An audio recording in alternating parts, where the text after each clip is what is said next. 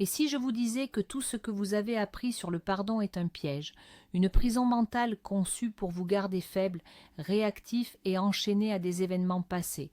On vous a enseigné que pardonner était un acte de générosité, une preuve de grandeur morale. C'est faux, c'est une interprétation pour les masses. La vérité stoïcienne, est bien plus tranchante, bien plus puissante.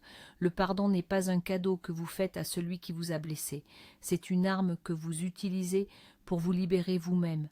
Ce n'est pas une leçon de morale, c'est une stratégie de pouvoir, une technique pour reprendre le contrôle absolu de votre univers mental.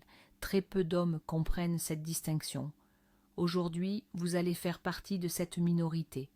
Avant de commencer, écrivez le mot « contrôle » dans les commentaires si vous êtes prêt à devenir le seul maître de votre état émotionnel. L'homme moderne vit dans un paradoxe. D'un côté, on lui demande d'être fort, un rock, un leader. De l'autre, on le bombarde de concepts psychologiques édulcorés qui le poussent à une vulnérabilité mal comprise. Le pardon en est l'exemple parfait. On vous dit « pardonne pour aller de l'avant », mais le sentiment d'injustice reste, la colère couve, la mémoire de la trahison tourne en boucle. Pourquoi? Parce que le pardon, tel qu'on vous le vend, est une transaction déséquilibrée. Vous effacez une dette émotionnelle sans rien recevoir en retour, si ce n'est une vague promesse de paix intérieure qui ne vient jamais. La rancœur, cette énergie sombre, est une réaction naturelle à une violation de vos principes. Le stoïcisme ne vous demande pas de l'ignorer, il vous demande de la comprendre et de la maîtriser. Il ne s'agit pas de devenir insensible, il s'agit de devenir invincible de l'intérieur. C'est le point de départ. Accepter que votre colère est légitime, mais que la laisser vous contrôler est une défaite. Le premier mythe à déconstruire est celui de l'oubli. Pardonne et oublie, dit l'adage. C'est une absurdité stratégique. Un homme supérieur n'oublie jamais. L'oubli est une faille dans votre système de défense. Se souvenir d'une offense n'est pas de la rancune, c'est de la collecte de données, c'est une leçon sur la nature humaine, sur les limites des autres, sur les signes avant-coureurs d'une trahison. Marc Aurèle n'oubliait pas les complots contre lui, il les utilisait pour affiner son jugement et renforcer son cercle de confiance. Le stoïcien ne s'attarde pas sur l'émotion de la blessure, il archive l'information. L'émotion est un bruit parasite. L'information est un avantage tactique. Le pardon stoïcien ne consiste pas à effacer le disque dur, mais à classer le dossier. Vous ne le consultez plus tous les jours, il ne tourne plus en fond, mais il est là, dans les archives, accessible si nécessaire. C'est la différence fondamentale entre être un amnésique naïf et un stratège prudent. Vous ne laissez pas le passé vous hanter, vous le transformez en une bibliothèque de leçons. Le deuxième pilier de la vision stoïcienne est la dichotomie du contrôle. C'est le concept le plus simple et le plus puissant de toute la philosophie. Il y a des choses qui dépendent de nous et des choses qui n'en dépendent pas. Les actions des autres, leurs intentions, leurs paroles, leurs trahisons, tout cela est radicalement hors de votre contrôle. Tentez de changer cela, de ruminer sur ce qu'ils auraient dû faire, c'est comme crier contre le vent. C'est une perte totale d'énergie, une folie. Le pardon traditionnel vous pousse à vous concentrer sur l'autre. Je te pardonne. Le stoïcien, lui, ne perd pas une seconde sur ce terrain. Son attention est tournée à 100% vers l'intérieur. Qu'est-ce qui dépend de moi? Mon jugement sur l'événement, ma réaction émotionnelle, la signification que je donne à cette blessure. Voilà votre seul et unique champ de bataille. Pardonner, dans ce contexte, signifie simplement retirer votre attention de ce que vous ne pouvez pas contrôler, l'autre, et la réinvestir massivement dans ce que vous pouvez contrôler, vous-même. C'est un acte de réalisme impitoyable. Alors, qu'est-ce que le pardon stoïcien en pratique? C'est un acte de clôture unilatérale. Imaginez que chaque offense est un dossier ouvert sur votre bureau mental. Il prend de la place, il consomme de la bande passante. Chaque fois que vous y pensez, vous rouvrez ce dossier, vous relisez les pièces, vous revivez l'émotion. C'est épuisant. Le pardon populaire vous dit d'aller voir l'autre personne pour fermer le dossier avec elle. Le stoïcien sait que c'est inutile. Il a le pouvoir de tamponner lui-même affaire classée et de l'archiver. Cet acte ne nécessite pas l'approbation, les excuses ou même la reconnaissance de l'autre. C'est une décision de commandement interne. Vous déclarez que cette affaire ne mérite plus votre ressource la plus précieuse. Votre attention, ce n'est pas de la bonté, c'est de l'économie mentale, c'est de l'égoïsme stratégique. Vous le faites pour libérer votre espace de travail mental pour des problèmes plus importants, votre croissance, vos projets, votre avenir. Comprenez la nature du poison. La rancœur n'est pas une force, c'est un poison que vous buvez en espérant que l'autre meure. Sénèque comparait la colère à une courte folie. Elle obscurcit le jugement, elle épuise le corps et elle vous enchaîne à la personne que vous méprisez. En gardant de la rancune, vous donnez à votre offenseur un pouvoir continu sur vous. Il vit sans loyer dans votre tête. Il dicte votre humeur longtemps après que l'offense a eu lieu. C'est une position de soumission totale. Le stoïcien refuse cette servitude. Il ne s'agit pas de laisser tomber pour le bien de l'autre. Il s'agit de reprendre sa souveraineté. L'acte de pardonner est l'acte de dire « Tu n'as plus aucune juridiction sur mon état intérieur. L'incident est terminé. Mon attention est maintenant ailleurs. » C'est l'antidote. Vous ne buvez plus le poison. Vous le versez par terre et vous quittez la pièce. L'autre peut continuer à vivre sa vie, cela vous est devenu complètement indifférent. Le pardon stoïcien est une forme supérieure d'indifférence. Les stoïciens appelaient cela apatheia, non pas l'apathie au sens de l'ennui, mais l'absence de passion irrationnelle. La colère, la haine, la rancune sont des passions. Elles sont des jugements erronés que vous portez sur des événements extérieurs. Vous avez jugé qu'un événement était mauvais, et cette qualification déclenche une tempête émotionnelle. Le sage stoïcien s'efforce de voir les événements comme ils sont, neutres. Un acte de trahison n'est pas mauvais en soi, c'est simplement un acte. C'est votre jugement qui le colore de noir. Le pardon stoïcien est donc le processus de retirer ce jugement. Vous ne dites pas « ce que tu as fait était bien », vous dites « ce que tu as fait est un fait », comme la pluie qui tombe ou le vent qui souffle. Je ne peux pas le changer, je peux seulement choisir de ne pas me laisser tremper ou emporter.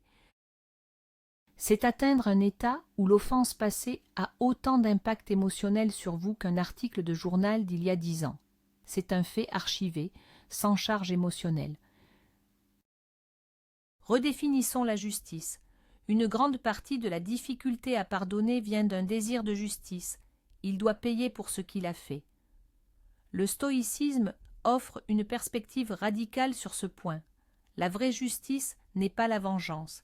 La vengeance vous abaisse au niveau de votre offenseur. La plus grande vengeance, disait Marc Aurèle, est de ne pas ressembler à celui qui vous a blessé. Votre offenseur a agi par ignorance, par faiblesse, par vice. En répondant avec colère et haine, vous adoptez les mêmes outils, vous entrez dans le même marécage mental.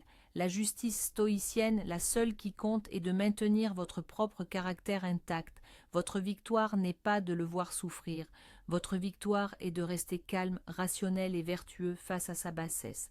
En refusant de laisser son acte corrompre votre paix intérieure, vous avez déjà gagné. Il vous a lancé de la boue. Vous pouvez passer des années à essayer de lui en relancer, ou vous pouvez simplement vous nettoyer et continuer votre chemin. Quel est l'acte le plus puissant? L'exercice de la perspective cosmique. C'est un outil mental que les stoïciens utilisaient pour réduire l'importance des offenses. Prenez un moment et zoomez en arrière. Pensez à votre ville, puis à votre pays, puis à la Terre, flottant dans le système solaire, puis à notre galaxie parmi des milliards d'autres. Dans cette immensité écrasante de temps et d'espace, quelle est l'importance réelle de cette parole blessante, de cette trahison, de cette injustice? Elle se réduit à la taille d'un grain de poussière. Cet exercice n'a pas pour but de minimiser votre douleur, mais de la contextualiser. Il vous rappelle que votre vie est courte et que votre énergie est limitée. Allez-vous vraiment consacrer une partie précieuse de cette énergie finie à entretenir la flamme d'une offense insignifiante à l'échelle du cosmos, ou allez-vous la consacrer à construire, à apprendre, à vivre? Le pardon stoïcien, c'est choisir la perspective la plus large. C'est refuser de laisser un drame microscopique devenir le centre de votre univers. Le pardon comme affirmation de votre valeur, accroché à la rancune, est souvent un signe que vous laissez l'action de quelqu'un d'autre définir votre valeur. S'il vous a trahi, vous pouvez internaliser le message que vous n'étiez pas assez bien. S'il vous a manqué de respect, vous pouvez croire que vous n'êtes pas respectable. C'est une erreur fondamentale. Le pardon stoïcien est un acte radical d'auto-affirmation. Il dit « Ton opinion sur moi, manifestée par tes actions, est ton problème. Elle ne change rien à ma nature, à ma valeur ou à ma mission. Je suis l'unique juge de ma propre valeur. » En pardonnant, vous ne validez pas son action. Vous déclarez son jugement sur vous comme étant non pertinent, nul et non avenu. C'est comme si un enfant vous disait que vous êtes mauvais en mathématiques. Vous n'allez pas passer des années à y penser. Vous savez que son jugement est sans fondement. Appliquez la même logique aux adultes qui agissent comme des enfants. Leur bassesse est un reflet d'eux-mêmes, pas de vous. La technique de la dissociation de l'acte et de la personne, c'est une nuance cruciale. Le stoïcisme ne vous demande pas d'approuver l'acte. L'acte peut être objectivement mauvais, une violation de la confiance, une injustice. Ce que le stoïcisme vous invite à faire, c'est de comprendre que la personne qui a commis l'acte l'a fait par ignorance. Épictète disait que personne ne commet le mal volontairement. Ils le font parce qu'ils se trompent sur ce qui est bon pour eux. Le voleur vole parce qu'il croit que l'argent lui apportera le bonheur. Le traître trahit parce qu'il croit que cela servira ses intérêts. Ils sont dans l'erreur, ils sont ignorants. Vous pouvez donc condamner l'acte sans haïr la personne. Vous pouvez voir la personne comme un être défectueux, mal orienté, presque comme un malade. Avez-vous de la haine pour une pierre qui vous fait trébucher? Non, vous l'évitez la prochaine fois. Traitez l'offenseur de la même manière. Reconnaissez le danger, prenez vos distances, mais ne gaspillez pas d'énergie à le haïr. C'est une pitié froide, pas une absolution. Le pardon n'est pas la réconciliation. C'est une autre confusion commune et dangereuse. Pardonner stoïquement ne signifie absolument pas que vous devez redonner votre confiance à la personne. Cela ne signifie pas que vous devez la réintégrer dans votre vie. Au contraire, l'information que vous avez collectée lors de l'offense, voire le premier point, doit informer vos décisions futures. La confiance est une chose qui se mérite et qui, une fois brisée, n'a aucune obligation d'être restaurée. Vous pouvez pardonner, c'est-à-dire libérer votre emprise émotionnelle sur l'événement, tout en coupant définitivement les ponts.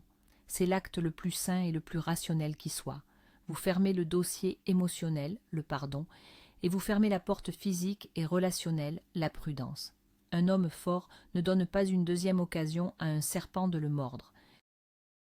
Il le remercie pour la leçon sur la nature des serpents et s'assure de ne plus jamais marcher au même endroit.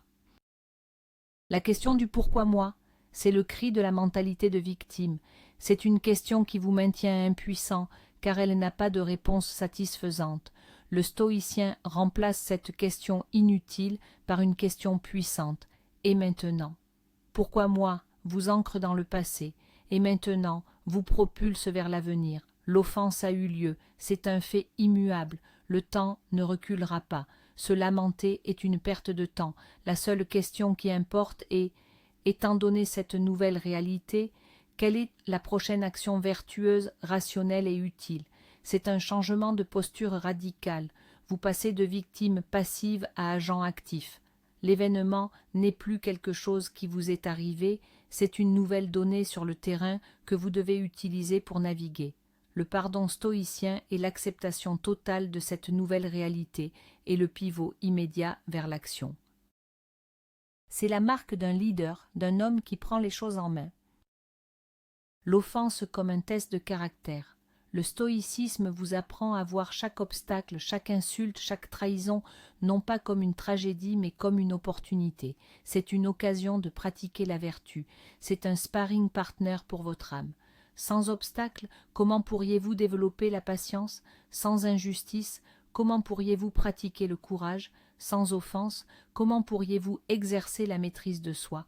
Votre offenseur, sans le savoir, vous a offert un cadeau. Il vous a donné une chance de devenir plus fort. Le pardonner, au sens stoïcien, c'est reconnaître cela. C'est presque un remerciement silencieux. Merci de m'avoir montré une faiblesse en moi que je dois renforcer. Merci de m'avoir permis de m'entraîner.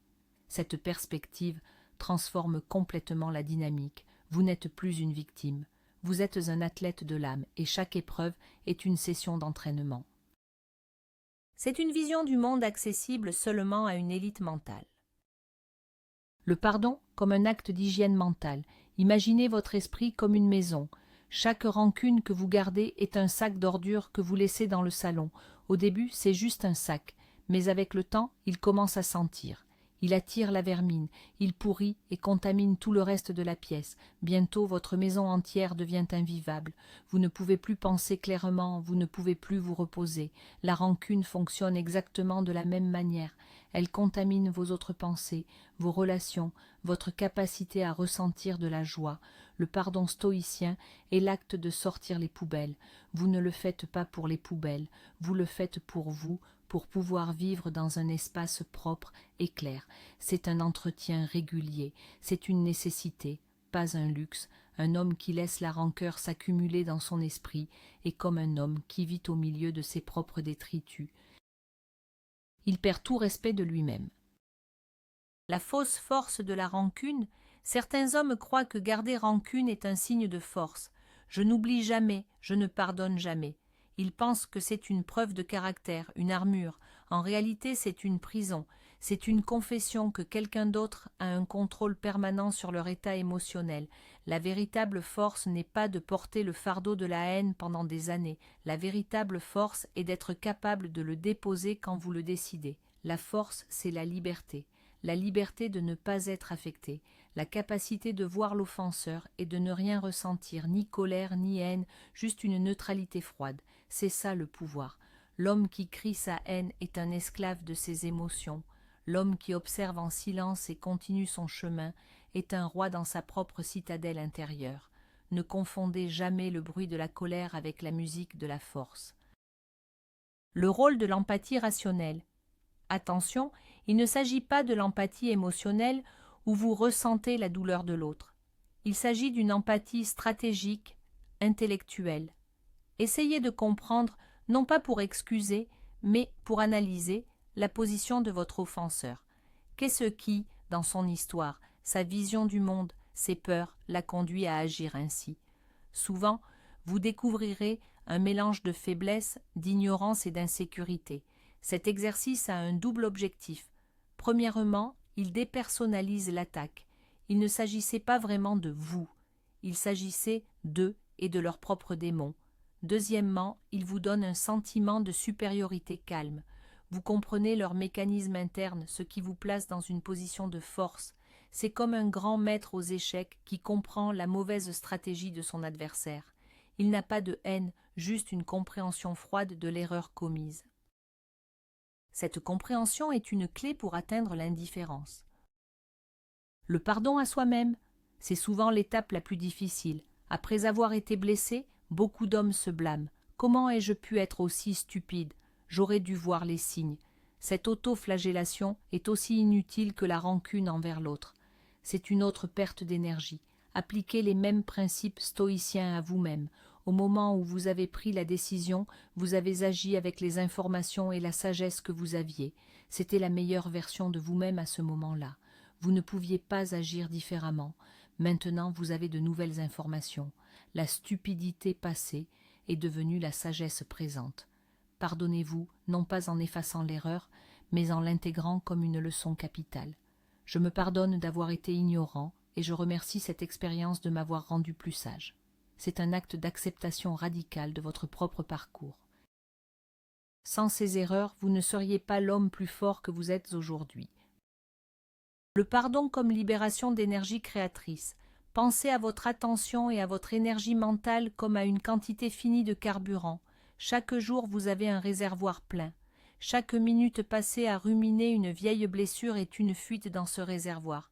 C'est du carburant qui aurait pu être utilisé pour construire votre entreprise, pour apprendre une nouvelle compétence, pour être présent avec vos proches, pour planifier votre avenir. La rancune est l'un des plus grands voleurs de potentiel masculin. Elle vous maintient concentré sur le rétroviseur alors que la route s'étend devant vous. Le pardon stoïcien est l'acte de colmater cette fuite. C'est une décision consciente de dire « Pas une goutte de plus de mon carburant ne sera gaspillée pour cet événement passé ». Soudain, vous disposez d'une quantité massive d'énergie supplémentaire. C'est cette énergie qui vous permettra de construire une vie si réussie que l'offense passée deviendra une note de bas de page anecdotique dans votre biographie. La pratique du praemeditatio malorum, la préméditation des mots. Les stoïciens ne se contentaient pas de réagir aux offenses, ils s'y préparaient. Chaque matin, imaginez les pires choses qui pourraient arriver dans la journée. Imaginez que des gens vous trahiront, vous mentiront, vous manqueront de respect. En visualisant cela à l'avance, vous vous vaccinez émotionnellement. Quand cela arrive, ce n'est plus un choc. C'est un événement attendu. Vous pouvez répondre avec calme et raison plutôt qu'avec une colère impulsive. Cela rend le processus de pardon quasi instantané. Vous n'avez pas besoin de pardonner une offense que vous aviez déjà anticipée. Vous l'acceptez simplement comme une partie de la nature humaine et vous passez à autre chose. C'est une technique avancée. C'est passer d'une posture défensive à une posture préventive. Vous ne subissez plus le monde, vous l'anticipez. C'est le summum du contrôle émotionnel. Le pardon n'est pas une destination, c'est une pratique. Ne vous attendez pas à lire ces concepts et à être instantanément libéré de toute rancune. C'est faux. C'est une discipline, un muscle mental que vous devez entraîner chaque jour. Il y aura des jours où la colère remontera. Il y aura des jours où la mémoire de la blessure sera vive. Ne le voyez pas comme un échec. Voyez-le comme une nouvelle occasion de vous entraîner. Chaque fois que la rancœur apparaît, réappliquez les principes, rappelez-vous la dichotomie du contrôle, pratiquez la perspective cosmique, répétez-vous que votre paix intérieure est votre seule priorité. Comme pour la musculation, ce n'est pas une seule séance qui donne des résultats, mais la régularité et la persévérance.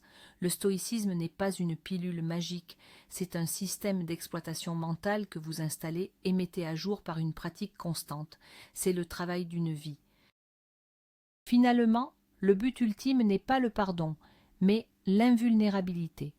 Le but n'est pas de devenir bon à guérir les blessures, mais de devenir si fort que très peu de choses peuvent vous blesser.